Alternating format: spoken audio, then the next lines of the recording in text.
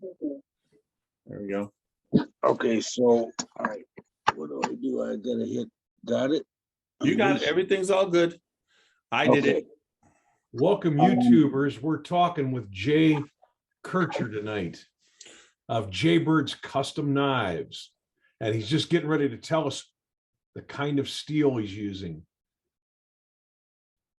Okay, what I do is I don't forge, but what I do, like this is a high carbon steel blade. I buy these from Jantz and another supplier that I've researched over the past 10 years. They're awesome blades. And what I do is I take a blade just like this, and or if you want a big boy, I got one of these too. But lots of knife. that's a knife. Yeah, exactly. But I'll believe it or not, this here, this is built. Okay. Mm-hmm. That same knife. This antler came from my hometown up in Hayward, Wisconsin. All right, Staghorn. I like that. Yeah, this is actually a whitetail antler that come from way up there. So anyway, what I did was just imagine, just so everybody knows, you got to go ahead and put that into that. It wasn't easy. It's not easy. No. Now, do you put a do you put a liner on there? Is it laminated or is it just no? This build right here, I had to drill all the way down through. Okay, leave the horn alone. The horn is just, is trying to leave it. This is what come off the deer. So I drilled down as long as I could to embed what they call a hidden tang. And then what I did was I put a peg all the way through to where it's locked in there. And then what I did also on this build is I put a 44, I think 45 Magnum, just because I wanted to. Anyway, that's that build. Now, to go back to this size build, I have one of these right here, which is the same knife, same build, there's the same blade, and you can see, let me get this sticker off there. I had these on display, and I sell this for 120 bucks. But anyway, I run my, brass pins all the way through. This is ram horn from India. This is actually antler horn from India. I buy a lot of my scales from India. That's just an example that way. Or I use G10 material, which I'm not sure how to explain the durability of this material. It's man-made, and it'll outlast a knife if that's possible, and I don't think that's possible. But I can build anything. I build Damascus knives. It depends on if somebody wants one, just my website is Jaybirds Custom Knives, all lowercase.com. And I'm on Facebook, all over the place. I've got my own website, and I love to drink bourbon, and I still drink beer, and I love my Green Bay Packers. Now, there you go. I have a question. Well, hold on. Packers, bourbon, and custom knives. That's a hell of a combination. All right. So we gave everybody a little tease on YouTube. Now, hold on. We're going to start the podcast now. And the way we do it when we start the podcast is we do a 30-second spot that we're all quiet for. We go into our theme song, which is the Alabama song by the Doors, but we have someone cover it for us. And then we start the actual audio podcast. Right now, we've started the video podcast, but that was a little bit of extra with the knives because I've got a bunch of questions that I want to ask on the actual podcast. And we got to make sure that we give, we give you the time you need on the audio and the video. All right. So we're going to start it right now. And we have to be quiet. Yep. Here we go.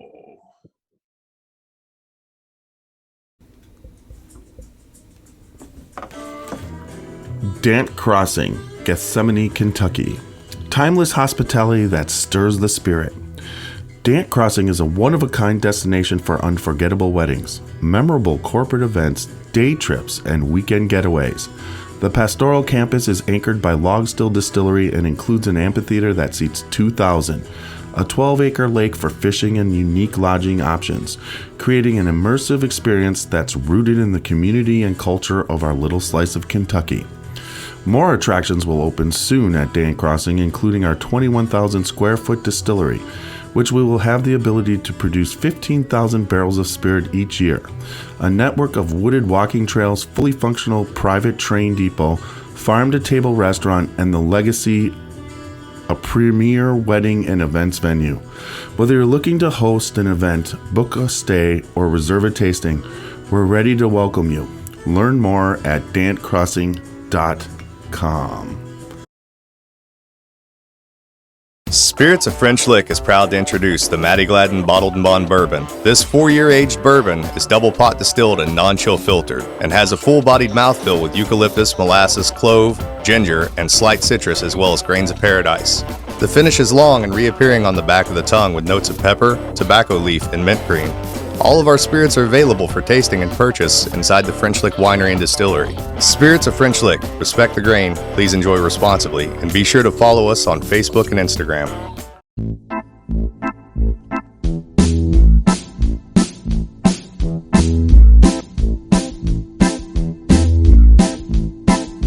Oh, show me the way to the next whiskey bar. Oh, don't ask why. Oh, don't ask why. Show me the way to the next whiskey bar. Oh, don't ask why. Oh, don't ask why. For if we don't find the next whiskey bar, I tell you we must die. I tell you we must die. I tell you we must die. All right. Welcome back to another podcast of the Scotchy Bourbon Boys. We are the Scotchy Bourbon Boys. This here's Xavier. I'm Tiny. And we have a special guest tonight, Jay Kircher of Jaybird Custom Knives. Look at that. I didn't My fuck up. God, yeah, that's a first. Well, that must and we're gonna put the link to his site in our comments when we post on YouTube. we'll put it on there, and then also we'll put that link to your site also on the podcast itself. We are on all major podcast formats, so check it out. And if you're listening, please subscribe or like on your format, and then leave feedback because feedback's very important. We are also on Facebook group. That's where we met Jay. And then we are also on Twitter. We are on YouTube. And if you're on YouTube, please subscribe and leave us feedback. We're working hard to get that up and running. The more you do, the more people will see us on your support. So tonight is St. Patrick's Day. So Jay here is a Packer fan. So in his Packer garb, he's just automatically, Packer fans are like Notre Dame fans. We're automatically put into the Irish, even though the Packers aren't so much, but that green really works out good. But we here are sipping on tonight here in the Scotchy Bourbon Boy Studios. Jameson's Black Barrel. Oh yeah. We're doing some Nice. triple distilled Irish whiskey, and that's always dangerous for Tiny because Irish whiskey usually messes me up. And then we have also the Dubliner Irish whiskey. This one is bourbon cask aged. I like that expression. Perfect for St. Patrick's Day. Sláinte va. You know, there you go. Oh, Yes. yeah, So love it. Jay loves bourbon, but he basically made it for a number of years and has downgraded to beer, correct? To be honest, yes, but that doesn't mean I don't, buy a little sip every once in a while at the store, and I still like I love a good smooth bourbon. Yeah. Yep. A store bought, you just don't know what to buy anymore. Sometimes, Well, that's where we come in. If Listen you're to our looking, podcast. or just Right. all you have to say is I'm at the store and what should I get? And you just if you Facebook Messenger me that, I'll tell you what to buy. 10-4, I got Good stuff. I will, I will remember that because I in the 80s I George Dickel. Yep. When I first time I had that, I'm like, and that was with Coke because I was a whole lot younger then. And the only thing I'd like to say nowadays, after making my own at 58 and did my own, just over the rocks. I mean, I don't want no mixer. I don't want no. I might have a beer chaser. Yep, and that's it. But yeah, I love Nothing wrong with that.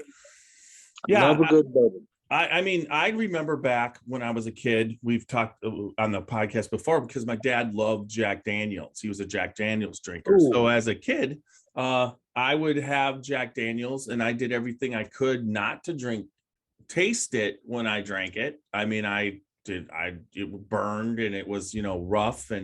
But when you would go to the store back then, when you picked up a bottle of Jack Daniels for somebody or picked up a bottle of Jim Beam, or you were buying that at the time was considered the top shelf. I mean, there weren't a lot of in the 80s, 1984, you're talking Blanton's was just introduced as the first single barrel, which didn't go over well right away. It just sat there on the shelves forever. And so you're talking, in the 80s, you thought, and not you thought, you knew that Jim Beam and Jack Daniels, those were that was the stuff you get at bars, and that's the stuff that cost money. And nowadays that's like the top of the bottom. When you're paying $19-20 those brands, there was no Knob Creek then, there was no Bakers, there was no Bookers. Yeah, but just remember, there is today, and those two brands, Jim Beam and Jack Daniels, outsell all of the other ones. Well, yeah, that's put together. It's like one's at 8 million cases and the other one is at 5 million cases, and the other ones are all sitting at 250,000 cases. Does it come down to the younger crowd because they like the sound of Knob Creek? Oh, goddamn, that's got to be good. Oh, sorry for my language. What? But No. you know what I mean? What the fuck are you talking about? As old veterans, my dad was a huge brandy man. Brandy. I cannot stand the taste of brandy. Don't ask me why. It's too sweet, except for blackberry brandy. I'll drink that a shot here and there. Well, but you know what I mean? Brandy is a whole different ballgame because it's so damn sweet. But what's been happening with brandy lately, especially at like you're close to the Spirit of French Lick distillery, and what Alan Bishop is making there, he's one of our good friends of the Scotchy Bourbon Boys, but his brandy that he makes, his apple brandy and these brandies that he's making, he barrel ages them too. He doesn't just, it's just not straight up. So it's barrel aged. So it has these nice flavors, and he's not into making it so sweet it's gaggy like some of the brandies that, you know, were out for, you know, that people used to like. It's just kind of changing. You know, the spirit industry is evolving and changing. I mean, for God's sakes, what was vodka in the 80s? It was supposed to be odorless and tasteless. So basically it was for mixing with fruits and, you know, other, you know, Coke or whatever, and making these drinks that the alcohol would get you drunk, but you couldn't taste the alcohol. Now what's vodka now? It's flavored. It's they have, you know, they're not making it they're not distilling it at 190 proof. They might cut it down to 160 and make the vodka and then put it out. And then you've got flavors in there that, you know, that they were trying to eliminate before. So, I mean, the spirits industry has evolved back to where it used, you know, where it was at one point in the 1800s, where people were making a bunch of stuff, but it wasn't being marketed and sold, but the distillers were just doing it because they really appreciated fine spirits. Agreed. You know, the whole mixing genre came in during Prohibition. Y'all don't mind if I smoke a cigar, do you?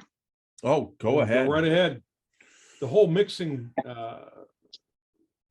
genre, if you will, or, you know, expression or tradition came in during Prohibition because people were putting together some real swill and wanted to kill the taste of what they were doing. So they you know, you come up with all these mixed drinks to hide the taste of the alcohol. And like what Tiny just said, that's now that the distillers, large and small, are putting out such premium products, you don't need to do that anymore.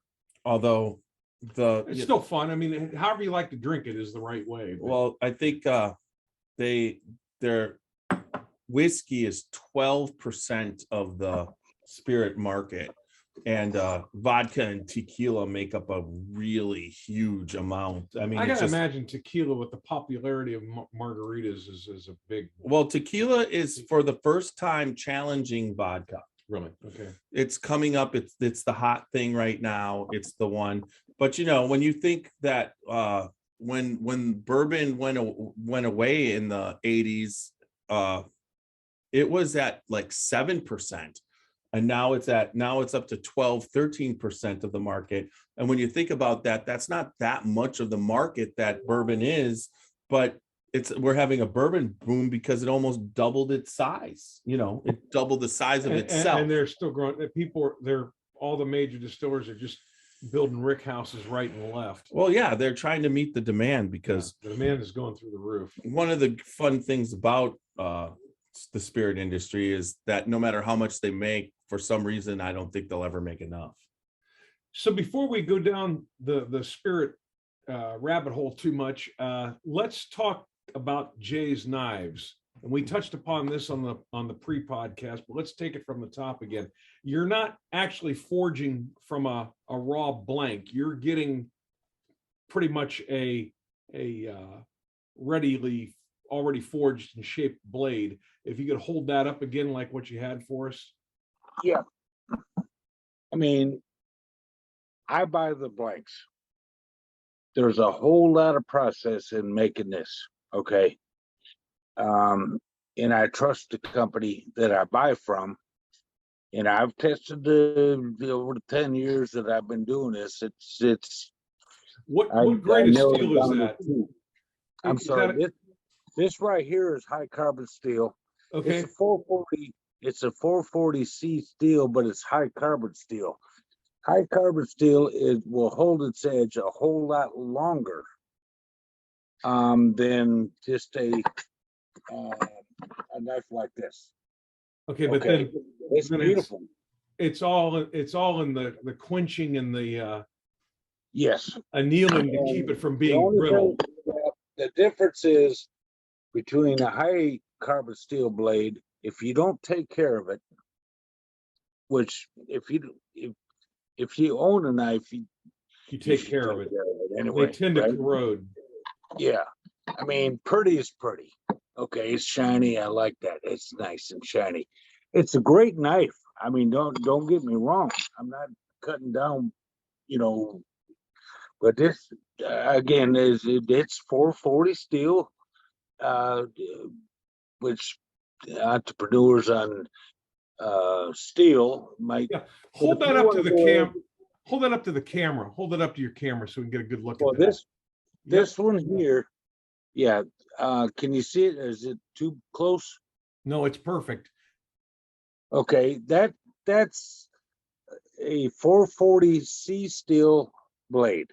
Okay, I buy them with the brass guard already on them. All I do, this is my job. I dress them for the dance. That's basically what I do. And this is G10 material. You will not, it's indestructible. Now, this, just real quick, back to the high carbon steel blade. Okay, this is ram horn. It's actually ram horn, antler horn, and a sticker on there. It looks like crazy, but I use brass pegs. If you like that style, people, and this is another different, this is a water buffalo scale that I used on this one, just real quick, just different texture, different design on that. And then to go back to what I buy. Oh yeah. This And is as the we big said one. earlier, Yeah, this now is the that's a big one. knife.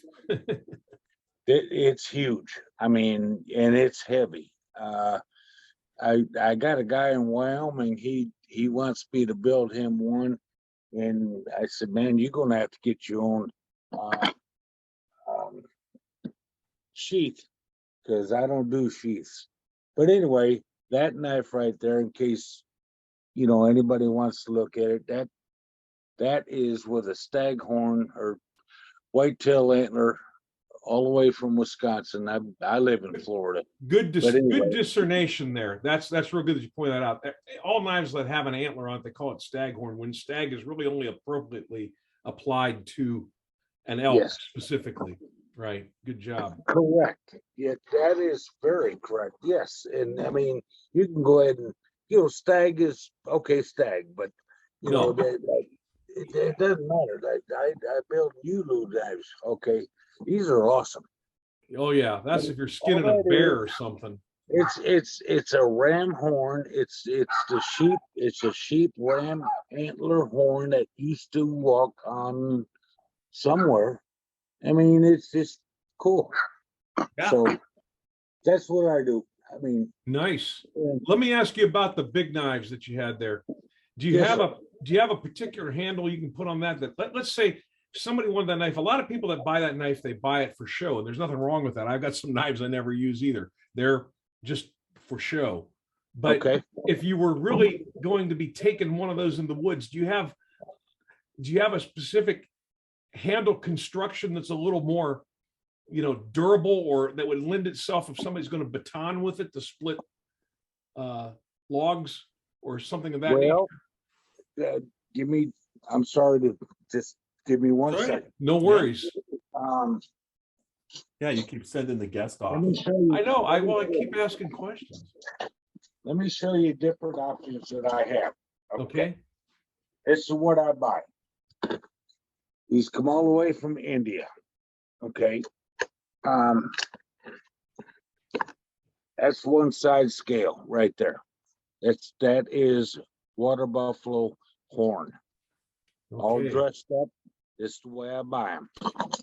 You can get that. I've got several different styles. That's another one. So what I'm getting at is you can either do, if you want to stay with exotic kind of horn material, or I can do that big knife right there in a G10 material in any color you want, almost any color you want. Let's just say you want, I built for a couple of chef knives out in Texas, and he wanted a Texas flag color scheme, or, you know, and I said, "Oh boy," but I did it. It was awesome, and he loves them. Yep. And you know, I use your imagination. You tell me what you want, and if you want a 1095 steel blade, well, you're going to pay for it. I Sure. mean, that's just the bottom line. Sure. You What know, about do you have any offerings in M2 or M390 tool steel? Oh, I can buy it. Yeah. I mean, I can Damascus or two. I mean, whatever you want. You know, a lot of people want a Damascus knife. Right. Depends on how many layers or whatever. But when you give them the price, it's like, well, I can't really do that right now. Well, you asked. I'm just telling you, this is what you're going to get. You know, this is it. You can, I mean, and I talk like I know how to do it. I've never done it, but from what I've read, you know, armchair quarterback, Sure. you can almost, with your high carbon steel, and depending on what you quench it with and whatever, you can get a finish or a patina on there that will be reminiscent if somebody likes the look of Damascus steel. Whereas if you're going to do real Damascus steel, which real Damascus steel, let me qualify that. That art was lost, but what we call real Damascus steel since the 1970s is a layered and hammered steel. It's a very expensive process, and you end up, they layer and twist and hammer and pound it all together, and you end up with just an exquisite finish on the blade, and it's amazing. But you're right. I mean, you know, you can spend $5,000. Hell, I've seen knives that for $10,000, one knife. Yeah, geez, Louise. You know, somebody's got too much money. Yeah. I mean, in my opinion. I don't know. I could do the same thing. This knife right here, I think I got sold for $300 shipped. Okay, there's a lot of work in this, in just on my end, and I mean, it's a hell of a knife. But I mean, if you were to spend 10 grand just because that's totally up to you. I don't care. You know, I am one of those guys to where, you know, I'll build what you want. I take videos, or not videos, but I take pictures of every step of the build, whatever we agree upon. And that's the way I do it. I mean, you know, and luckily I can advertise these. Then when I made my own bourbon, I couldn't advertise that, because I tell you what, my shit would hit the shelf. You couldn't keep it on the shelf because it was that good. Fly off the shelves. Yeah. So go back to the knives a minute. Then the handles, you showed me the skins, those skins, the water buffalo skins. What are you doing for a liner with those, or do you use a liner? How do you do that? How do you get it onto the tang? No, what I do, well, the only time I ever do anything like that is like, can you see this pretty good? Yeah. The only reason I did that, I use a compressed, oh man, off the top of my head, it's actually made out of liner of the belly of animals, and it'll never deteriorate, never. I forget the actual, I'm sorry, I apologize. That's okay. But anyway, the reason I did that was because I had to go ahead and fill the void for the actual blade to go up into this handle. Right. So obviously you don't want a cavity. No, and what I'm thinking of is if you're doing something like that on,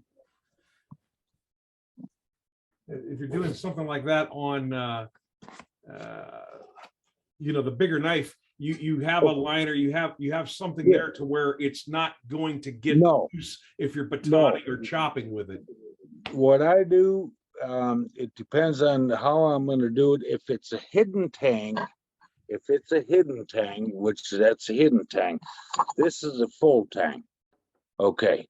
Yep. That means you're going to see this blade. Okay. This is a hidden tang.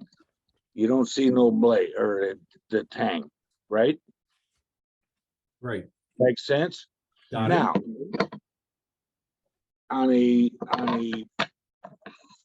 full tang, just like this one is, all I do is I get my scales shaped out the way I want them. I sand them down really super good, and I used 5-ton epoxy all the way on both sides, well, one side at a time, and then I pin them.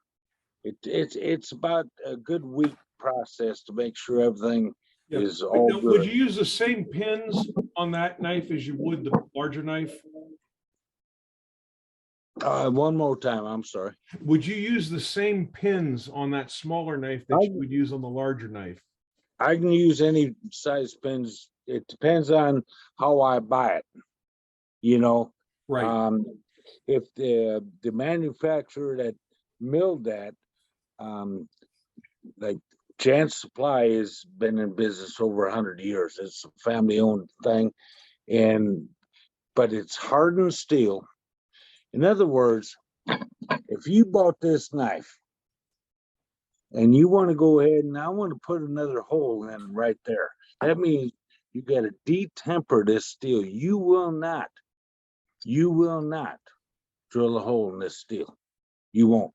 Right. I don't care how special drill bits you have. You will not do it unless you heat the whole blade up. Then you're going to lose your temper. Then Right. you're going to lose everything. So Right. You can't do that. So the temper is what gets the edge to where all you my get the blanks are edge. different size. It depends, but 1/4 inch. I do a lot of mosaic pins too. We can do that, however. Okay. Yes. That's cool. So you can, if I would get a big heavy knife from you, I know I could baton or chop with that thing, and it's not the handle's not going to loosen up on me. Oh yeah. And then if you're a kitchen man, I do these too. Cleavers, okay. Yeah, because if you're gonna chop stuff there, that's what you're talking about. Oh, yeah, well, no, what I'm talking about, when you're in the field and you're out camping and you're trying to make firewood and you've cut a limb where you've hacked the daylights out of it. Now you're going to split that thing just like you would split with a maul or an axe. What you do is you baton with a knife, where you take the knife and you go blade first into the top of the log, and then you take another log and you start pounding on the knife to go down, and it splits the log. That's batoning. Cool. And that's the hardest thing you can do to a knife and a knife handle. And if it'll survive that and not loosen up, it's a damn good knife. Yeah, and it sounds like you should have brought an axe. Yeah. No, that's the idea, is you have that knife, your life will depend on it in any situation. That's Well, the I idea. get that, but at the same And time, you're not going to carry an axe. You're not going to carry something that big generally. I don't know if I'm going to be splitting. I guess if you get stuck out in the wild. Well, I mean, yeah. I'm carrying the kitchen cleaver with me if I know I'm going out there. Screw the knife. You'll have a U-Haul trailer full of bourbon too, so we won't get thirsty. That's for sure. Yeah, but the kitchen cleaver, that'll fit. Yeah. I'll tell you what, I trade you a knife and for a couple of bottles of bourbon. Oh, you got a deal. We'll talk. 10-4. Yeah. And I mean, I'll use it for my Christmas private reserve, So we're gonna be doing a barrel pick, okay? Yeah. And we're going down to Jim Beam, and we're gonna be picking with Fred No's wife, Sandy, a barrel from there, and then we're gonna bottle it under the Scotchy Bourbon Boys name. So there you go. There's your bottle of 120 proof Knob Creek. You let me know how many or what, if that's one of them. It'll be a special bottle, that's for sure. Well, probably for that bigger knife, it would be 2 or 3 bottles. Well, he said he'll name his price, and I didn't say I wanted a big knife. I think I honestly, to be honest with you, this one's sold, I believe. I'm pretty confident it is. All But right, well, don't I stock want up on this- my I, account. I do have this one not built. Right. Okay. So I can build, if you want to leave it up to me, or what do you want? Now, okay, Scotchy brothers. Now, I'm not a Scotch guy. No, but we're just whiskey people. We're whiskey people in general, So- but we've had a heavy Okay. slant on All right. Bourbon. Yeah. So the Bourbon, bourbon. Scotchy part of us comes from initially we were all drinking Scotch, and then we Okay. started getting into Yeah, whiskey, Macallan, and 10-year. we would drink well, and we Hey, Johnny Walker. when it comes to high ends, we were drinking Yeah. Scotch. When it came to everyday drinkers, we were drinking bourbon. So when we formed the group, we were like, well, there's no way I love it. there was No, I love it. we didn't believe that it could taste the way it tastes. Like when you're doing the tastings, like really there's vanilla pudding and there's chocolate and there's, you're tasting Cinnamon fruits and like cherry. these two bourbons or two Irish whiskeys tonight. One's really fruity. The other one has got a rich caramely. I mean, The other one is like if you're an Irish whiskey fan and you're thinking of crossing over to bourbon, give this one a try because that's kind of a good bridge alcohol there. Jameson. yeah, it's called the Black Jameson. Barrel. It's put in a Okay. charred black barrel, right? Then the And Dubliner. what do they say that aged at? Like 12 years? Maybe? Just curious. Did it say? No age statement on this baby. Okay. Okay. Let me see. I'm just curious. Yeah. I believe it's What's got to the be other- 3. What's it's that other Irish. one? The other one is Dubliner. It's Mm. actually it's aged. I've never seen that. Yeah, I've never This seen one that. is Irish whiskey aged in bourbon casks. So you can see how light that is. Do you see how light that is? Yeah. Yeah, very that's light. when you use the used barrels to age the bourbon or age the whiskey, you'll get a lighter color. But this is very fruity with a nice caramely. I mean, it's a really drinkable Irish whiskey. There's no doubt about it. It's like this is one where you don't need to put it on the ice. And when you're drinking it, by the time you realize that half the bottle's gone, the night is, and you've drank half a bottle of whiskey. Have you ever heard of Jack's? Mm-hmm. I've not. You're in Ohio, right? Right? Okay, my neighbor next door, his dad comes down from Ohio. Used to, he's getting pretty old up there now, but he'd bring down a bottle of Jack's, ginger whiskey. Uh-huh. That makes sense. Yeah. You can't find it down here. You can't buy it down here. You can't find it.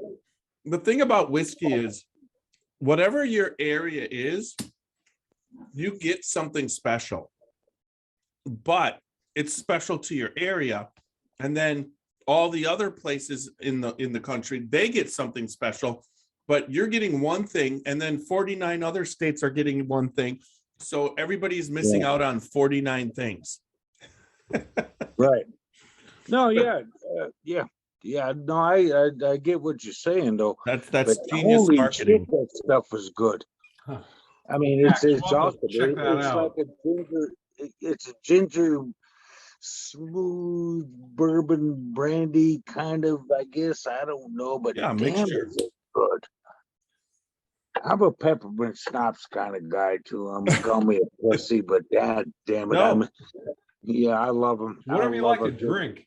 Yeah, it's like I don't know why anybody judges anybody by what they like. It's just kind of like judging. I'm having a Reuben sandwich right now with sauerkraut and whatever. But my wife made it.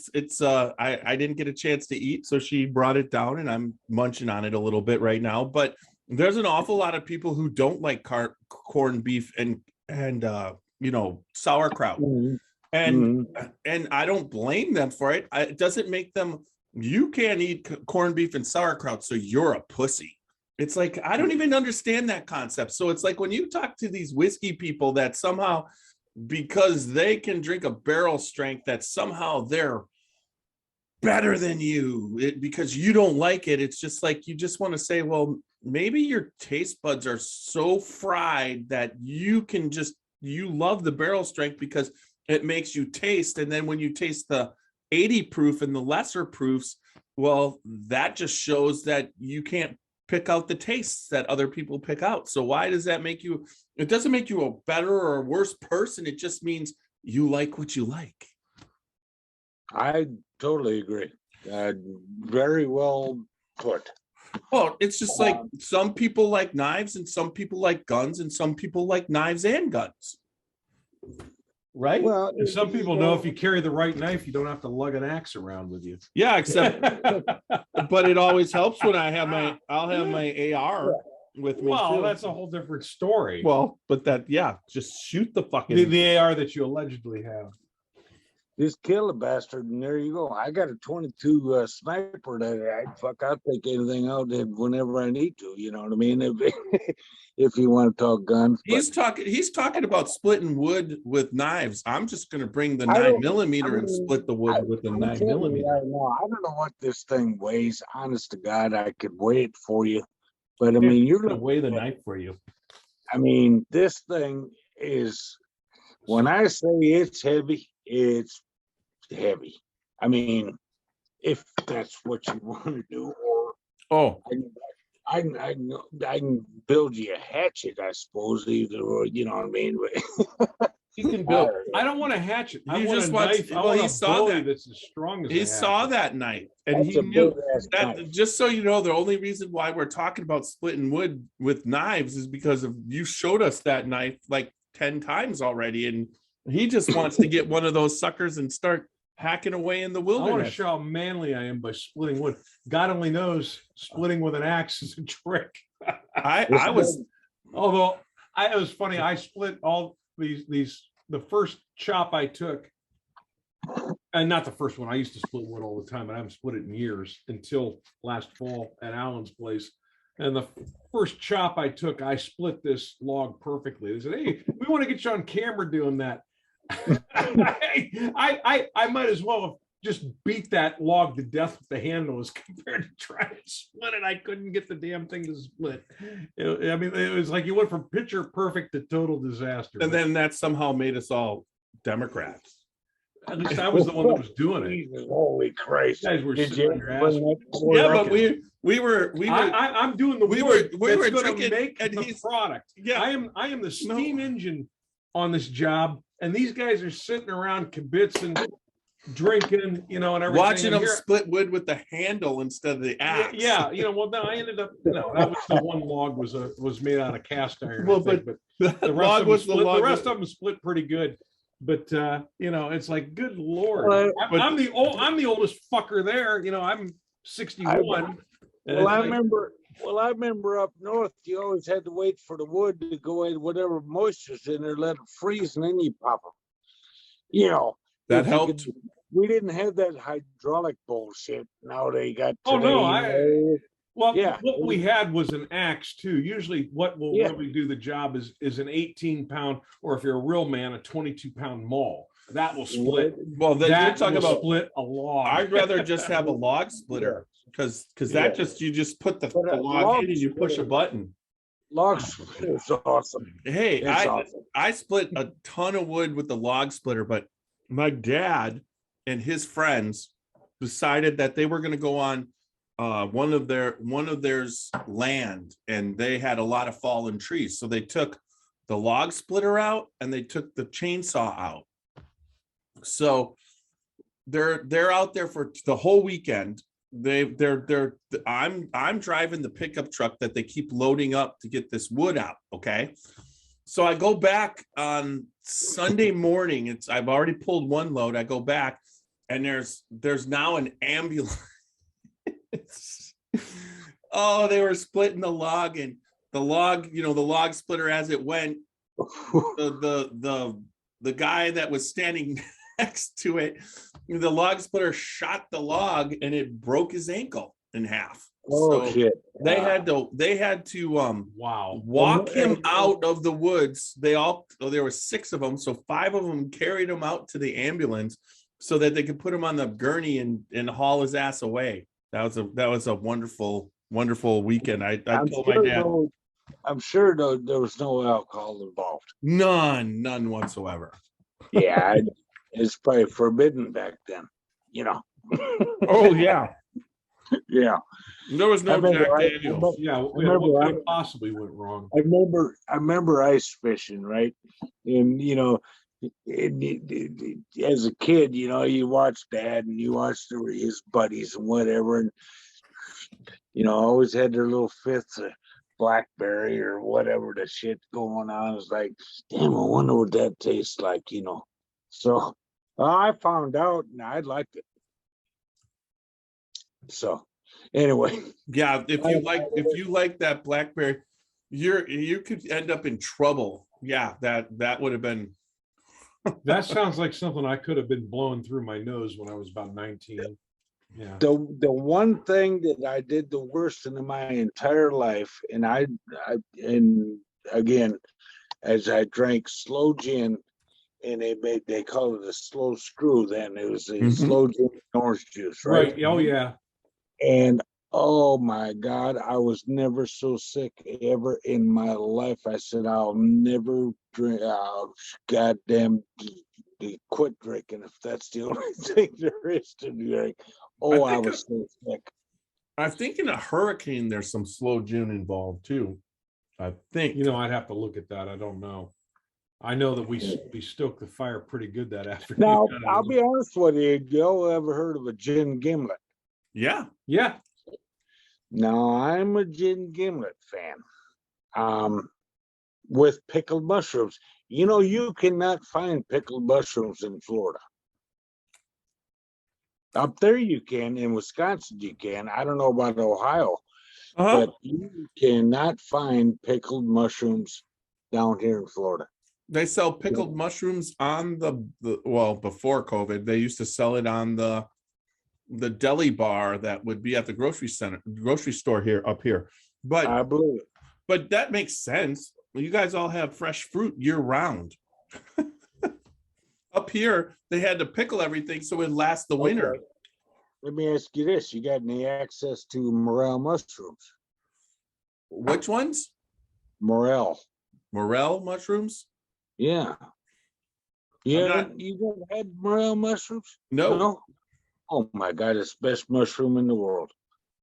But they are like $1,000 a pound unless you can go in the hills of Wisconsin in certain areas and pick your own. Oh, if you like mushrooms, that's the best mushroom in the world. Yeah. But anyway, I like mushrooms, but so I don't pick my own very often. I try not to do that because if I pick my own mushrooms, I definitely would end up dead. We kind of digressed a little bit there, to say the least. But is there anything more that you've answered all my questions? It looks like you make a pretty quality product there. Is there anything more you want to say about your knives or your business? Because we want to get to talking about what you used to do, and that's the bourbon. Yeah, no, I'm good. I mean, I think I've said enough. If anybody has any questions, just send me a message. I've got my own page. It's on Facebook. So, anybody wants to inquire about it, just go ahead and send me a message and hit me up for a friend request. I'm all there. Awesome. And your website was what? Jaybirds Custom Knives. Yeah, but jaybirdcustomknives.com. Yeah. Or my my personal webpage also is just jdouglaskircher.com on Facebook. Gotcha. All right. So all right. Either or, it doesn't matter. I don't care. All right.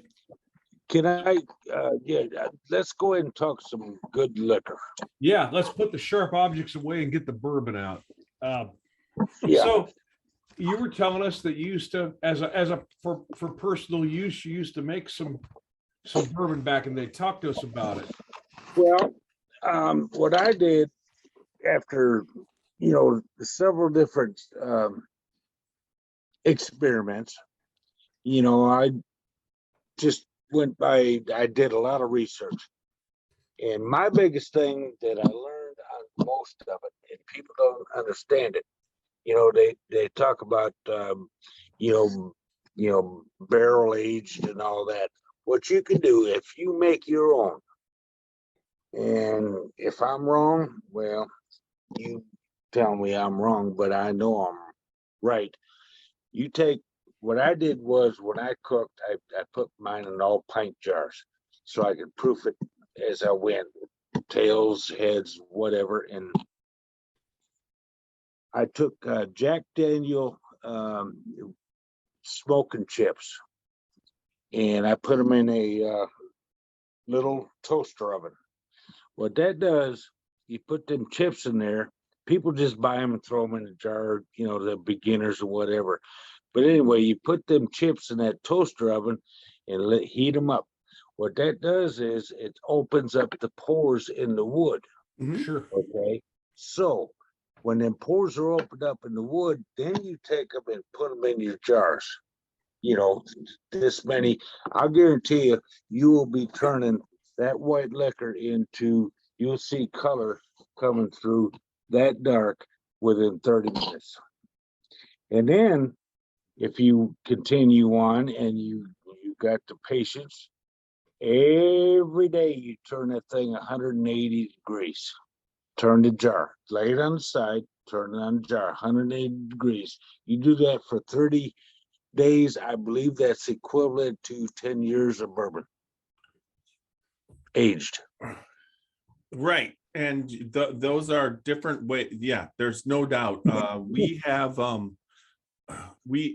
Super Nash, who comes, he was trying to come on because he hunts and he has antlers, and he was going to ask you a lot about your handles, but he also does some custom distilling, and he took it, put it in a 5-gallon barrel, but then he took that and shoved it in his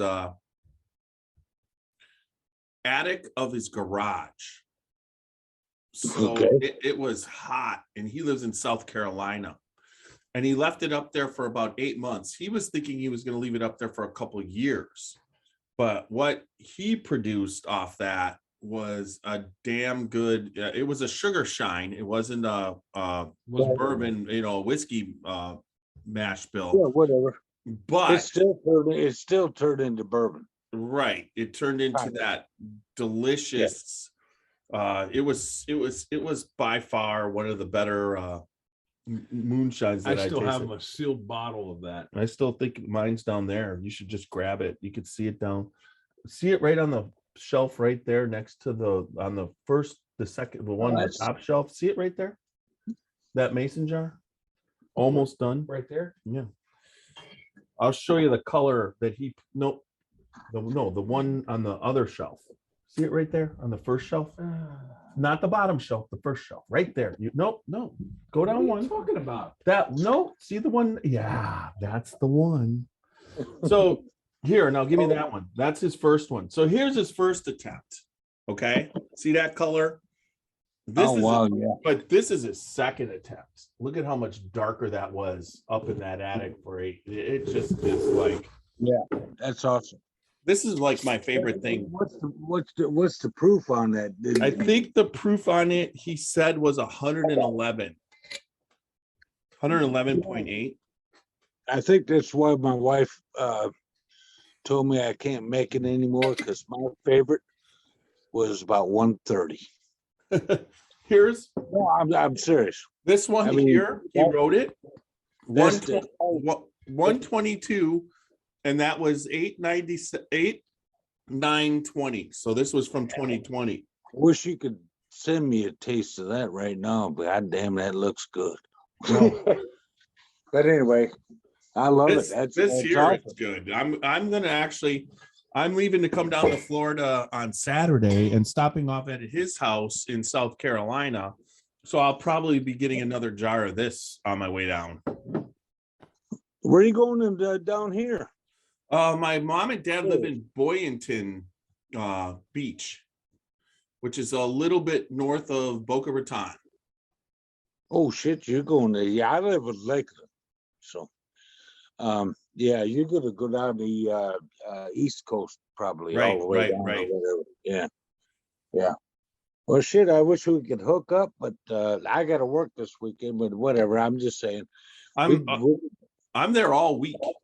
I Boca leave this Raton, weekend. that's pretty good. That's pretty good ride though. I mean, yeah, I don't know. We'll see what happens. Okay. All right. So what's next?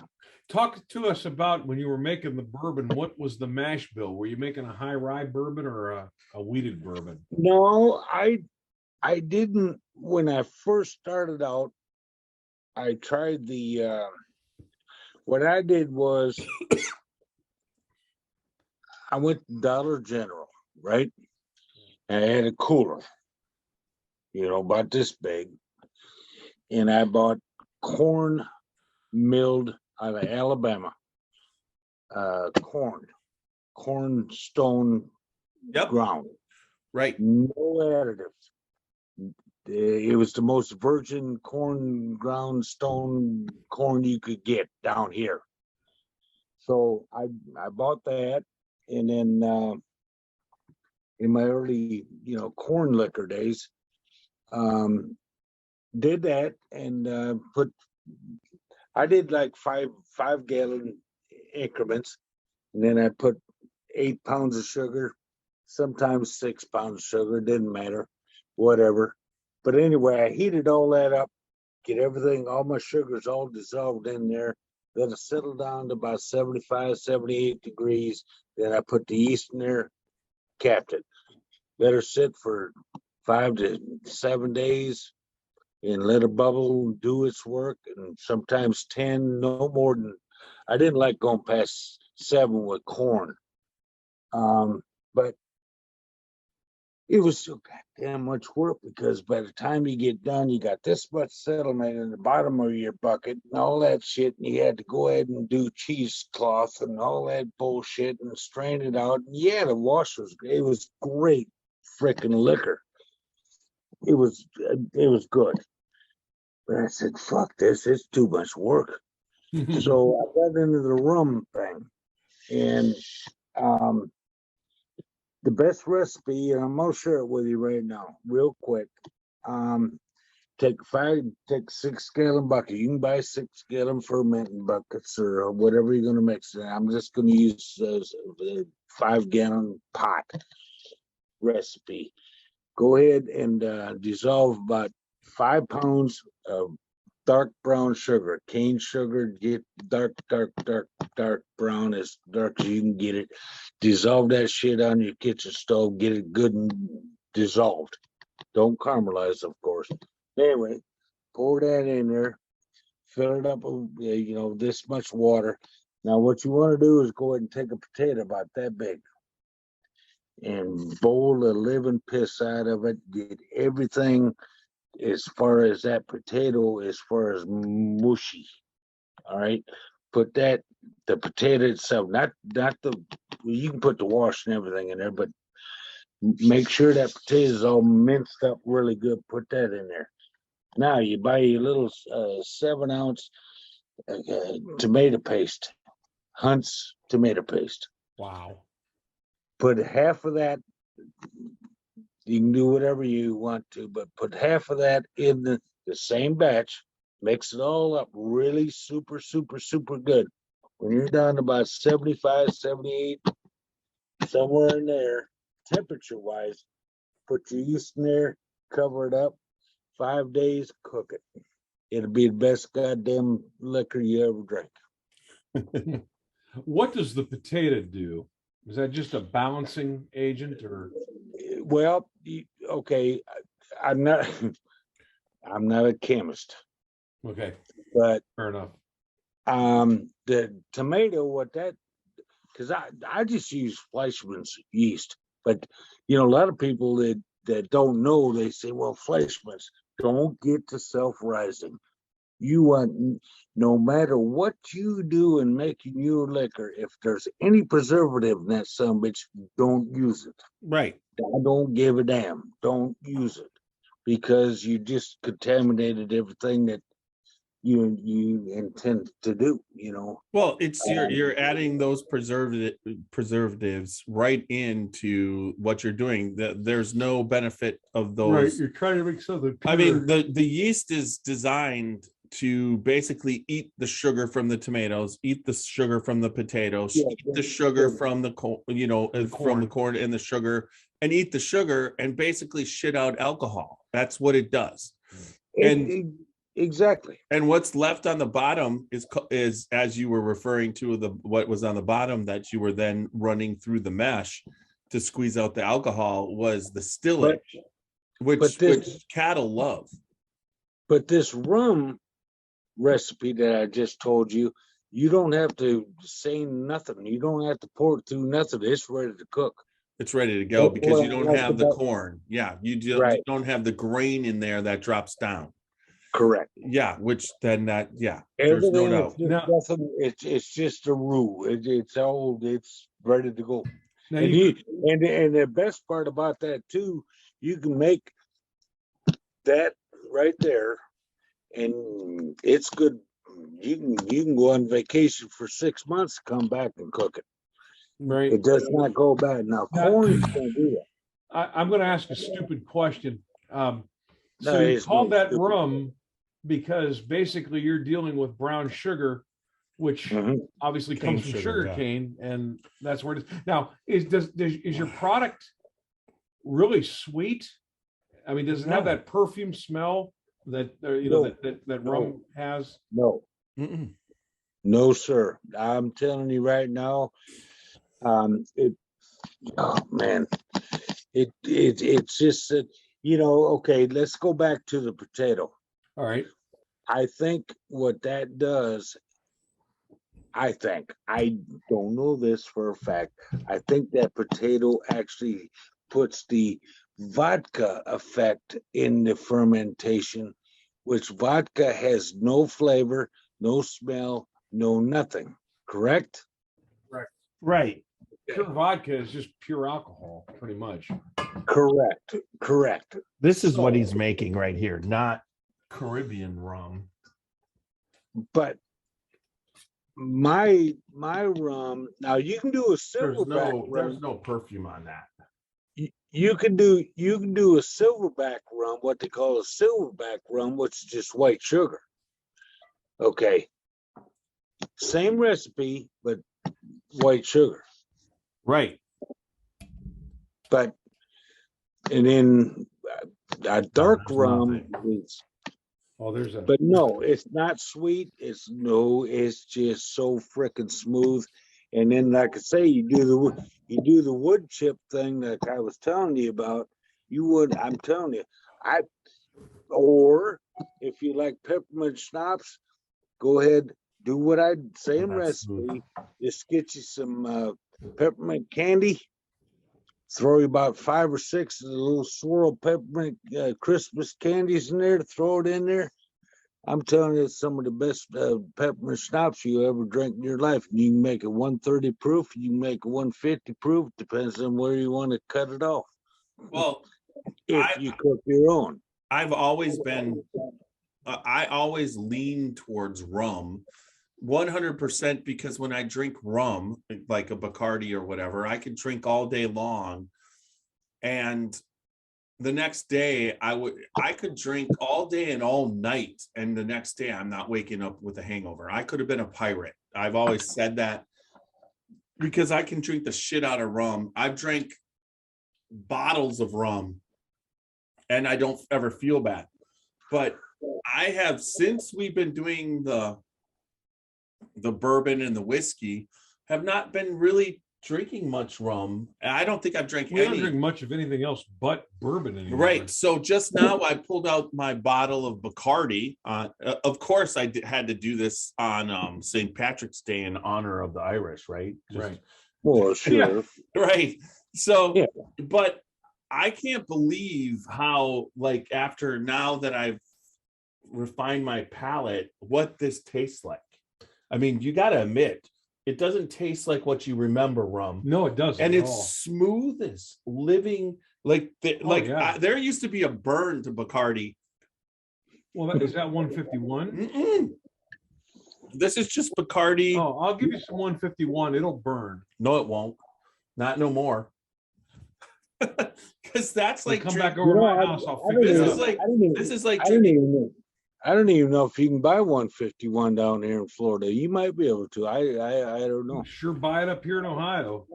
Well, Yeah, maybe I don't, that but I was remember. like 10 years or 20 years ago. No, I've got 151 that I just bought in the last year and a half. Why the hell did you do that? Because sometimes you like to make some rum drinks. That's all. Right. Liar. Yeah. Well, sometimes. Like 15 years I've got ago. tequila. I got some Jose Cuervo too. I mean, We Yeah, step that off shows. the- Now, see, I admit that you got Jose Cuervo tequila. That means that tequila has probably been aging in the bottle for about 12, 15 years. no. Yes, it has because not. nobody drinks Jose Cuervo tequila anymore. They drink all the other ones. They drink the one in the Skull, the Patron, and no, like Jose Cuervo tequila right now. Well, Jose Cuervo, I just got something that was a good bar tequila. Well, it's definitely our generation, because right now, even though Why would I buy for some other generation when everybody that comes to my house is my generation? because the one thing is that Cuervo has like I call it a acidy kind of grassy, whatever that taste is, that oh God, when you do a shot with salt and you get that oh, I know what it is. I through my aroma, it's earthy. Sorry, That's guys. earthy that smell. really That is the smell that Cuervo has. Colored it for us. Yes, earthy. And it's like, but Patron is like drinking the rum here. It's clean, much more clean. If you could drink a shit ton more. Yeah, cheesehead knife too. Wow. But when you're mixing Anyway, I'm grenadine, sorry, I triple had to sec, step out and, and drink the So if we trade for a knife for a couple bottles of bourbon here, you could get our logo on that handle. I cannot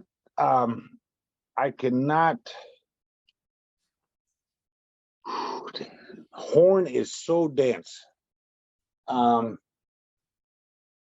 Now hold on. I have a We've been laser over an there. hour. Now wood, yes. Now how about a couple of these little bitches right here? No, it's the locking blade. No, Yeah, really, these are sweetheart little shits. yeah, beautiful. And it's Babinga wood. Real Babinga from Africa. I guess where the hell Babinga is. I don't know. I never seen one of them trees. But anyway, awesome. But I can go ahead and do something like that. But Yeah. I can't. I got a small little laser for small jobs or whatever, but it will not burn. Horn is too dense. Okay, yeah. But I'm interested in the wood. I mean, you're talking about that in Oh, itself. these things are freaking awesome. And I can burn your logo. You just tell me what you want in here, on this side or this side. Okay. And, oh my God, these Nice. little shits are freaking awesome. See, that's the knife I need in my pocket, right?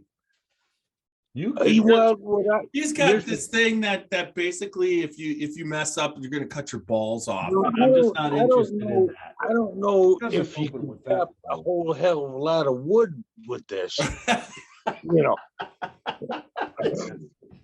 And no, I can't Yeah. give you this in the folder on this big bastard. No, Yeah, can't. I don't that is too much knife for me, that's for sure. He's got, you can see what he carries. He carries a nice Hey, I'm Italian. We don't use scissors. You know, I got That to. looks like a, what is that? It's just an Italian stiletto. Who made that? It just says made in Italy on it, so I can't tell you if it's any. It's probably not a big brand. Yeah, but it's probably Swiss steel, right? No, well, I don't know. It just says made in Italy on there, so I really don't know. I just think it looks pretty.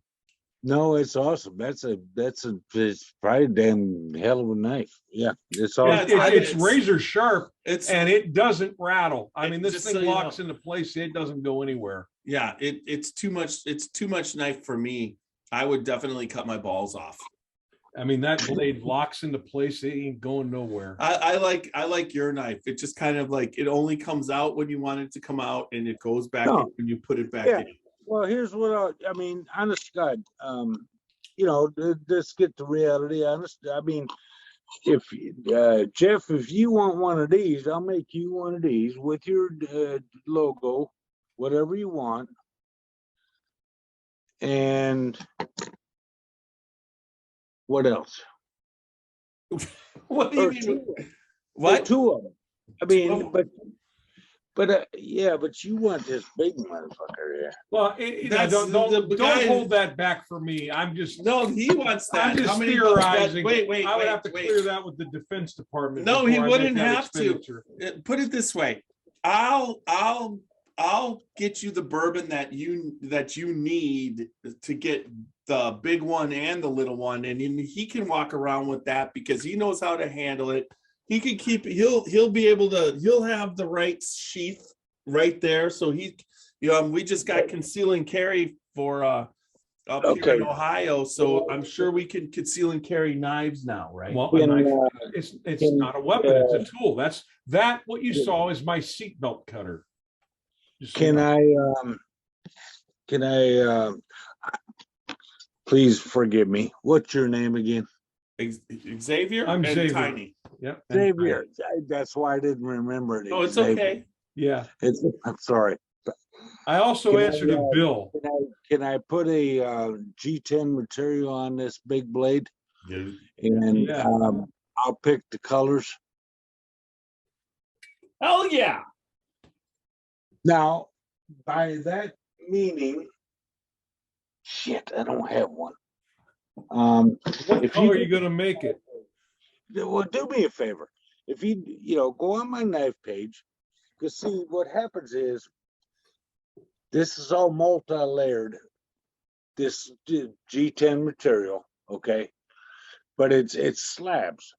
Now, once I go ahead, this is solid, that's solid, obviously. But I have multi-layered where it might be orange right here. But once I go ahead and grind it and shape it, you got black and white coming up through that. On my page, goddamn, give me 1 second. I'll show you real quick. Hang on, 1 second.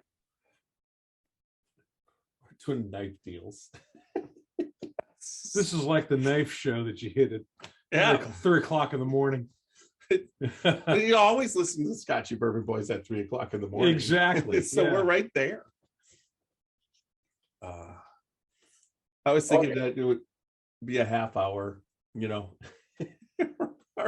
This is a great. Of course it is. I'm enjoying. Okay, now He's a here's good what dude. I'm getting at. What I want to do, and I'm not saying this is the colors you're gonna get, but let me go ahead and see what I got in stock and all that. But you see what I'm saying?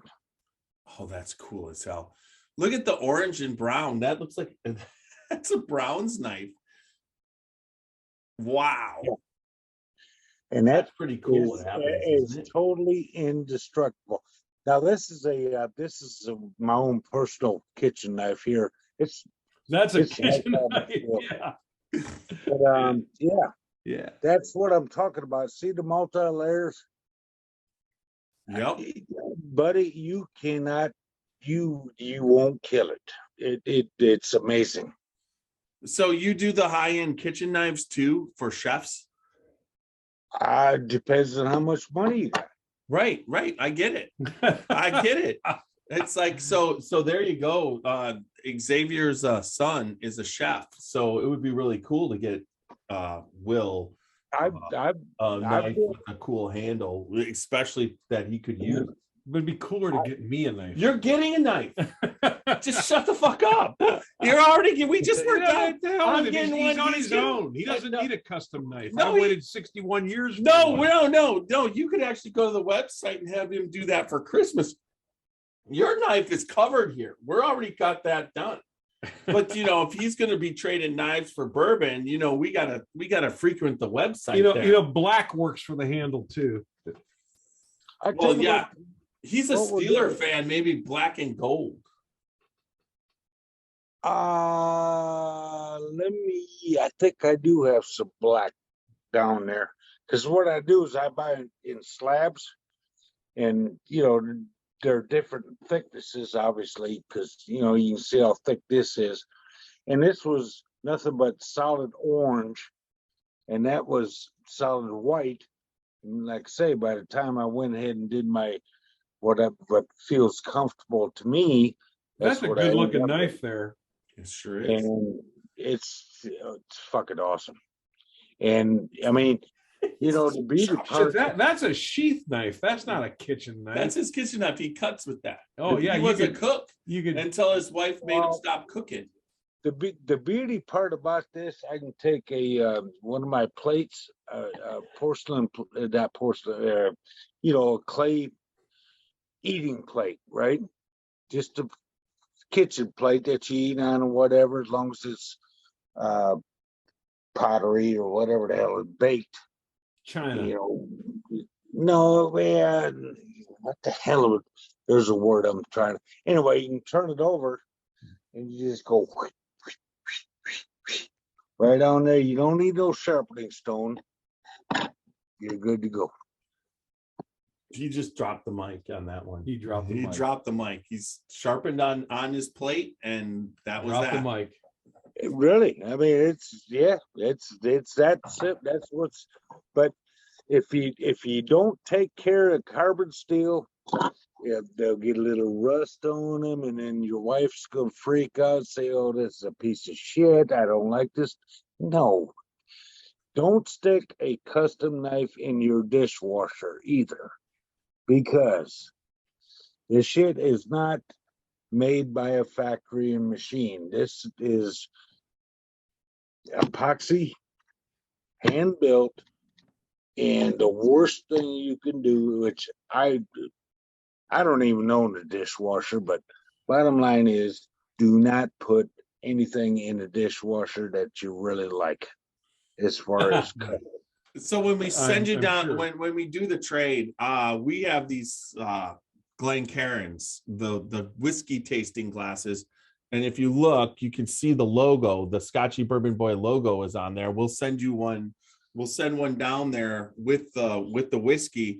But just so you know, this is a crystal glass, and I wash them every single time. So I go through at least with the podcast I'm on. We're podcasting twice a week. There's some tastings and whatever. So I'm washing 15 to 20 of these a week, and I never run them through the dishwasher because I don't want the dishwasher to take the engraving off. I understand how that goes, and it's the same thing if you have a custom made handle knife. You're not going to put it through the dishwasher. You gotta Now, what do you use to protect your high carbon steel blades with? Do you keep them oiled, or what do you do? basically, when you wash it, make sure it's dry. You just don't want to leave it sit somewhere damp. You know what I mean? What if you took a little bit of leather sheath is good. Yeah. As long as it's one of those, you just don't be scared of it. What it is, high carbon steel comes from the old farm school knives. Absolutely. And they make it out of, back in the old days, they made it out of leaf springs. That's what a lot of these real good forgers, man, they'll turn a leaf. Yeah, they get the leaf spring out of leaves. Yeah, it. exactly. And start with that. It's just a high tension whatever steel, but it don't have that oxidized whatever the hell they do. What I don't know. That, like I say, It doesn't have the treatment. Shit. This is not a piece of shit knife. I'm not saying that. It just, it's The nature of high carbon steel. I get it. Well, the definition of high carbon steel is its actual quality of the knife and the sharpness and how long it holds the edge and how long that's the beauty of it. Not it's not the aspect of aging. You know, like you said, the other stuff is still good quality steel. In most cases, you know, if you're using it as a kitchen knife and you want to keep your kitchen knife sharp all the time, but you with a little bit more work, the regular knife, you can keep up with the high carbon steel, but it just takes more time. You have to sharpen it more times and whatnot, but it still is steel. It's steel, but as compared with stainless steel, you have a higher porosity factor. That is to say, pores, and you have to watch. That's why he's saying you have to have it dried because it will leach into those Right, and rust. Right, and rust and oxidize. So you have to take care of it a little bit. Well, it's like anything else. I mean, I just leave it. You know, I have two of these. One's a different handle on it, but I just wanted to show you that G10 material. But I mean, bottom line is, you know, we hand wash it, dry it off really super good, put it up on where we keep our, you know, cutting knives or whatever, and there you go. I mean, it's over a year old, and it looks old. I mean, if you look at it, you see there's stains on it, whatever. It doesn't matter. The goddamn stains ain't doing you no harm. Right. You know what I mean? It as long as that son of a bitch cuts what I want to cut, I don't and care. holds an edge. Yeah. Yep. And holds an edge, and it's so easy to fine tune. You don't have to sit there, you know, bullshit. Nah, You can do it on your plate. you're good to go. If you got a sharp stick, if you know how to use one, you know, whatever, you can do that too. We'll all have to get together and have Xavier cut a branch off and split it for us with the knife that he gets. I know how to use a steel. That's for sure. My dad Well, showed me how. that's all you need. Then there you go. There you go.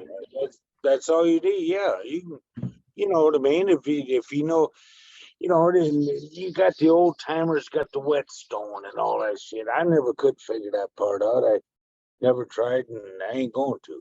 Right. I was in It's just you're taking that Initially- blade on that steel down this way, then you're pushing up on the other side.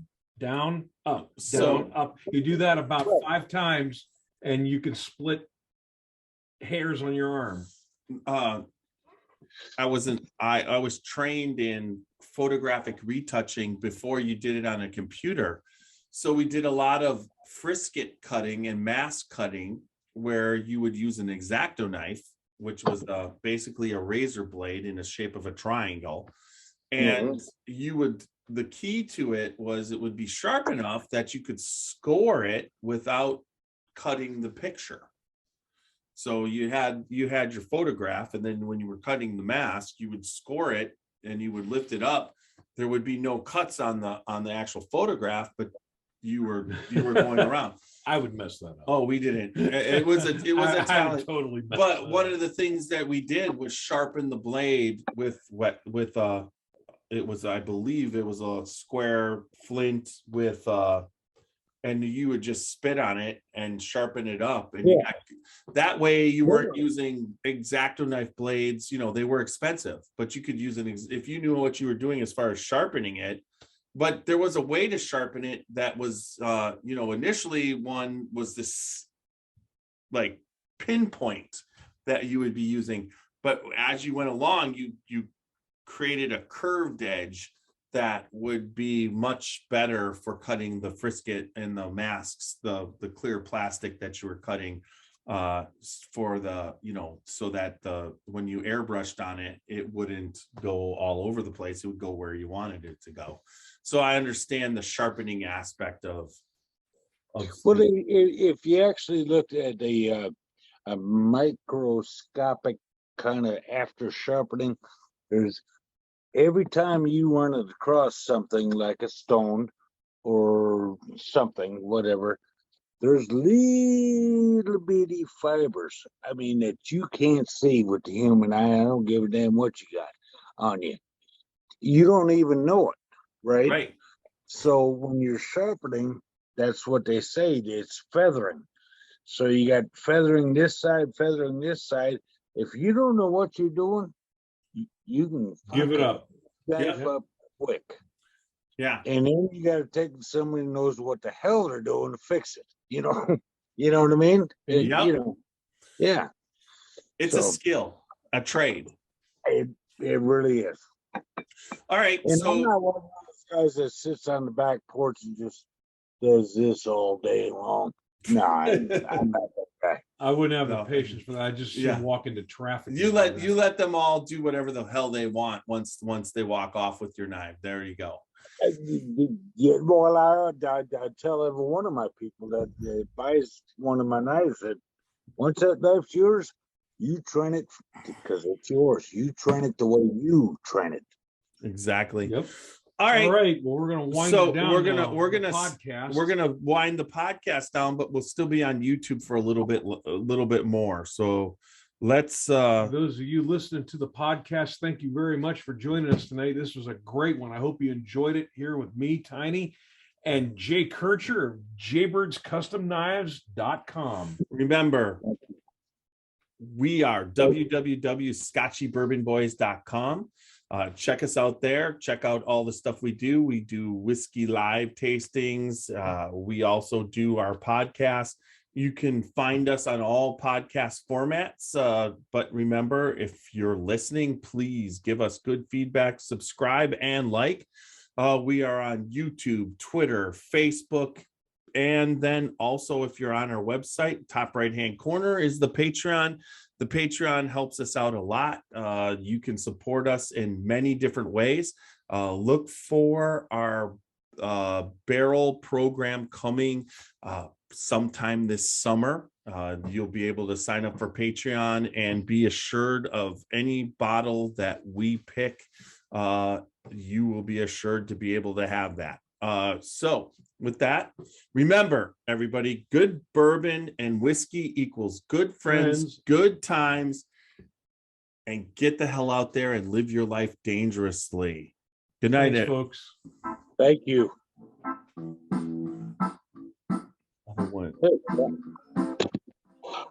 That was awesome. Oh, show me the way to the next whiskey bar. Oh, don't ask why. Oh, don't ask why. Show me the way to the next whiskey bar. Oh, don't ask why. Oh, don't ask why. For if we don't find the next whiskey bar, I tell you we must die. I tell you we must die. I tell you we must die. All right. All right. We're still live on YouTube. Yep. But Not live, but we will. Yeah, we're still recording. We're still recording. Yeah, like you said, I think that was pretty awesome. That was a great podcast, Jay. Oh, am I still on here? Yeah, you're still on. We're still live. Oh, So what you say can and will be used no, against you in a I court of thought you law. were doing something else. I'll be quiet, but thank you guys. I really appreciate everything. I did. Yeah, I think it's freaking awesome. Oh, well, good. We appreciate you. We appreciate you taking the time to podcast with us. In the future, I mean, can I just dip in every once in a while and or is this a limited time invitation, once a lifetime kind of thing? You know. It is not a once in a lifetime kind of thing. We definitely enjoyed having you here, For sure. and we would love to, from time to time, you know, Okay. check in with what's going on. It wouldn't have to be this long a time if you didn't want to, or it can be. You know, if you wanted to go this long or longer, if you wanted to do a 15-minute no. shot, that's fine too. No, I'm just curious. We also I do enjoyed it. 35-second shorts. No. Yeah. I You really, could just put your knives up, put it up, and put it on TikTok. Yeah. I just really enjoyed it. I really did, and I think it's awesome. So, Thank you. send me a address or whatever. You know, I gotta make good on my end as far as the knife deal. And we're gonna get you some good all that. bourbon. Well, you have to tell us what kind of bourbon you're looking for too. What kind you'd like, because I can get some good stuff. Well, I'll tell you what I'll do. You just go ahead and I'll trust you. All right. How's that? Okay. Well, we'll make that happen. You trust me, I'll trust you. How's that? Okay. Yeah, for sure. Yeah. I'll That's give the you, way- yeah. when I give, Now, let me know what you want engraved in this, in you know, your pocket knife. yeah. Let me know, and then I will go to work on the big knife. That will take me. Ooh. It'll take me a little while to build it, so not forever, but about 2 weeks. That's, you got to understand right now. I swear to God, 3 months goes by in seconds for me. It's just unbelievable how fast it is. Time we were talking about that the other night, me and my brother-in-law. It used to be, back when we were in our teens or 20s and 30s, that, you'd get to the weekend and it just went by so fast, and the week just seemed like it just drug along. It would never finish. But I got to tell you, the last few years, that time from Monday morning to Friday night is just about as fast, at least perceptually. It's just about as fast as that time from Friday night to Monday morning. The weeks just sail by. It's like, in fact, the week is like one big long day. And if you're lucky, you might get a few naps between Monday and Friday. Well, yeah, I work for Coca-Cola, Okay. and we produce simply. We do Simply orange juice and Powerade and all that shit in my plant. It's the largest non-carbonated plant in the world. And I mean, we got 11 lines and whatever. Anyway, my schedule is like 2-3, 3-2, 2-3, whatever. So in other words, like this weekend, I got to work tomorrow, Saturday, Sunday. Then I'm off Monday, Tuesday. You get it? I don't know if you guys ever heard of that kind of schedule. No, Right, and then you work totally. 3 more days, yeah, and then yeah. you're off. They're 12-hour shifts. Yeah. Right. And the older I get, them goddamn 12 hours turns into 24. I swear to you right now. No, Well, I shit. believe that. Especially in Yeah. this you guys have to be experiencing work shortages like everybody else. Oh yeah. It's just all of a sudden those 12-hour shifts you're doing like 18 hours worth of work, where it used to be 2 years ago that when you did your 12-hour shift, it was 12 hours worth of work. But somebody's got to do the work when there's nobody to do it. It was actually enjoyable because you didn't have to worry about it. Right. Now, The newbies, or whatever. I love it. I love it. I love it. But I can't wait to get to. I've been there 10 years, and I'm ready to go. I'm ready to get the hell out of there and say, well, you know what? I've had enough of this bullshit. So I work at a recycling plant. I'm the plant manager. oh wow. And we had a 24-man crew, and the crew now is 14 to 16 people. Everybody's picking up the slack. We're more busy than we were because a lot of our clients, Walmart and whatever, they just went insane over this this period of time. And so we have way more work, less workers to do it. We're getting it done, but I'm just like, I just spend most of my day piecemealing my employees' mental health back together so that we can keep doing the job. Plus, while I'm doing that, I'm doing my job and 2 other workers' jobs that are no longer there. And then I'm going to go on vacation. And keeping the morale up with the people that's underneath you is a bitch. It's Well, got to be. The other part is that we're paying really well for we've upped our payment a lot to compensate for them doing more because there's more for them.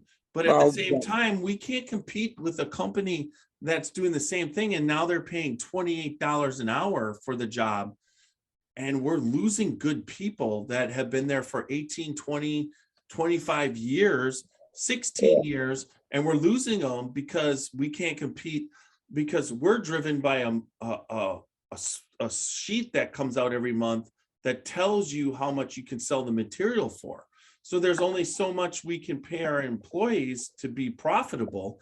And right now that profit margin to employee payment is, we're at the top end of the scale. But when someone comes in for $8, $10 more an hour, we can't even think about meeting that. You know, it's kind of like everybody's Devontae Adams. They can go off someplace else, but we're cap strapped, because otherwise we'd just be doing this for free or losing money. No, and I get it. 10-4. No, I totally understand. And it's I don't know what to say, you know, and input on that. We had, hell, I've been there 10 years. This year I got a, what the hell was that? $2,000 bonus. Excellent. No. What the fuck? What the hell do they want from me now? You know, They're they're appreciative. scared because people were leaving. Yeah. I mean, Yeah. and I mean, we're talking people that's been there 10, 12 years. And you know what? I'm going to Amazon. I can do automation, or I can do whatever over there. And I'm getting started out at $28 an hour. I mean, I make 24. Okay. Mm-hmm. Only because of this last year, because it scared the living piss out of the manpower and the knowledge. They got to understand the fact you better keep the ones that made you to begin with. Right. And a lot of companies don't get that. Well, we get it. We've been, like I said, every single employee there is like on a record pace for what they're making and how long they've been there by far.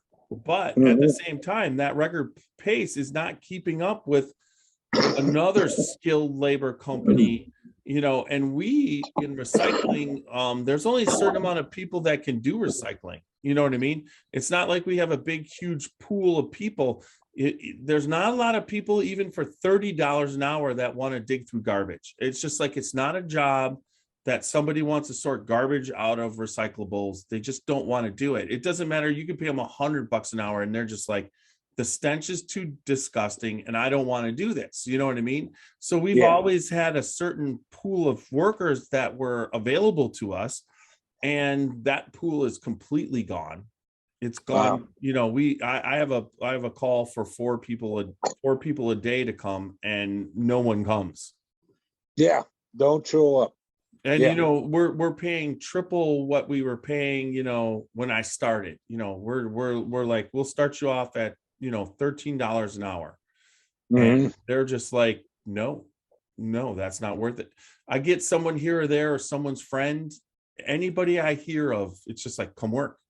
I got a guy that's got hurt at his, you know, while he was working for us, but he fell down his own stairs. He's been trying to get back, you know, to us, and he just keeps asking me, do I have my job? I'm like, it's an open invitation, man. It's like, when you feel good enough to come back, come back. It's an open invitation. You know, we're looking at workers that were let go, you know, 5-6 years ago for problems. We're just like, we'll take you because we need people. Yeah. No, yeah, well, that's, it's hell. We raised our starting pay to $18 and something an hour. It's You crazy, ain't isn't it? never, yeah, you ain't never seen a machine. You ain't, in the food business, the processing it's amazing. Yeah. To somebody that's never seen it. Shit, 10 I'm years gonna ago, retire and move to Florida and come work for Coca-Cola. I think that's my I mean, yeah, I mean, honest to God, I mean, they start you No, at Kentucky and work for the distillery. I'm sure they're paying this. They're still having to do the same thing too. Yep. Yeah, they got to do what they got to do. And how long will it last? I don't know. We'll see. Well, yeah. I mean, goddamn, price of gas down here is $4.39 a gallon. So It's 409 here. how much? 409. Yeah. Well, Actually, today it was $3.99. 390. Well, some places are 399. It dropped down today. But we've got a refinery. We got one of the 6 refineries in the country in our backyard. So. Yeah, but overall, and they're still charging pretty damn high price. oh yeah, they know what they're Yeah. doing. It's Yeah. just the world, the inflation aspect is kicking in. Everybody's making more, but they have to pay more. So what are you really making more? It's just Right. It's a horse apiece, and then you throw in all the bullshits that's been happening. So all right.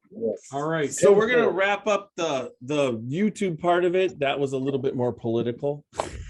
Yeah, sorry about that. No, don't be sorry. We were talking about life. It's like we didn't get into anything specific. They always say when you're drinking, don't talk about church, don't talk about politics. Just don't even talk about the shit. Just drink a beer and a shot of whiskey and talk about barbecue. I'm fixed to buy a barbecue grill. I gotta figure out which one I want. There's 3 choices, and if anybody wants to put an input on this, it's either the Pit Boss Traeger or this Z grill, and I'm gonna go all pellet. I would say I put in for the Pit Boss, but that's just Traeger second, and then the other one I didn't. What did I get? I forget. I just got a new smoker right at for Christmas. Pellet? No, it's a barrel smoker, and it's Okay. you're able to hang the ribs and smoke them. And then I used it once, and I really like the way it's a wood burning smoker, and how it uses how it was working. You set up charcoal below it, like wood, pure wood charcoal, and then you put you get the chips going, and then once you get it going, that's when you put everything on and whatever, and it just seems to hold the heat really, really well. So I'm excited about that. Well, I love charcoal. I'm not doing propane. I got a Blackstone griddle propane. Okay, fine. That's awesome. Love it. Yeah, I've got a propane, and it has also a firebox on the side, which I was smoking on. But this barrel smoker is separate. And what I like about the new grills though is these pellets. You put 20 pounds in the reservoir or whatever, and it's got the auger, and it goes ahead and feeds whatever temperature you program into this thing. And I mean, you don't need propane at all. You can either high sear or you can slow cook, whatever you want to do. I've seen the pellet smokers, but I still like the aspect of the wood smokers. You know what I mean? A lot of the competition people are going, at one point they were all going pellet, but now they're all going back to the wood. And then eventually they'll go back to the pellet, because that's just how it is. Well, to me, I mean, I thought about it the whole 9 yards too, where, if I want to go ahead and do a bone-in tenderloin I still got the old Weber kettle grill. Yep. But I'd always go in the backyard and I'd grab a piece of oak over my, charcoal. Once charcoal's good, I put a piece of oak on there and just get that oak going. Whereas the pellet, if you use oak pellets, you got the same thing, right? Yeah, I mean, I've seen them. I've seen them all in action, and smoked meat, grilled meat, all good. All right. You guys are making me Hey, hungry. thank you guys. I hope I didn't rattle on too damn far. No, You did this not. was great. All right, we're gonna stop recording, but we'll Don't still be hang able up to on us. talk. So, We're gonna stop all right, recording. everybody, remember, good bourbon equals good friends and good times, and go out there and live your life dangerously. Thanks for joining us, folks. Yep. Thanks. The Watershed Story. A watershed moment might be pivotal, but it might also be quiet and fleeting. It could be a monumentous occasion, a cause for celebration, an enormous triumph, or a small daily victory. A watershed moment could be a rekindling or an observation or a gathering. Any opportunity to relish with friends and family. It's whatever you choose to cheers to, who you're gathered around, and whatever's worth celebrating. We founded Watershed Distillery on the principles of community in 2010. We wanted to live in, work in, and contribute to the community in which we grew up. We aimed to create spirits and stood apart in quality and character. Along the way, we set out to form a community of our own, one that could gather together to savor, celebrate, and enjoy good spirits and company. We've grown from a tiny little still and 2 guys in jumpsuits to a dedicated team of over 40 people and 2 much larger stills. If you're ever in the area, stop by so we can introduce you to our team and pour you some of our award-winning bourbon. Creating it was our watershed moment, but we want to hear about yours.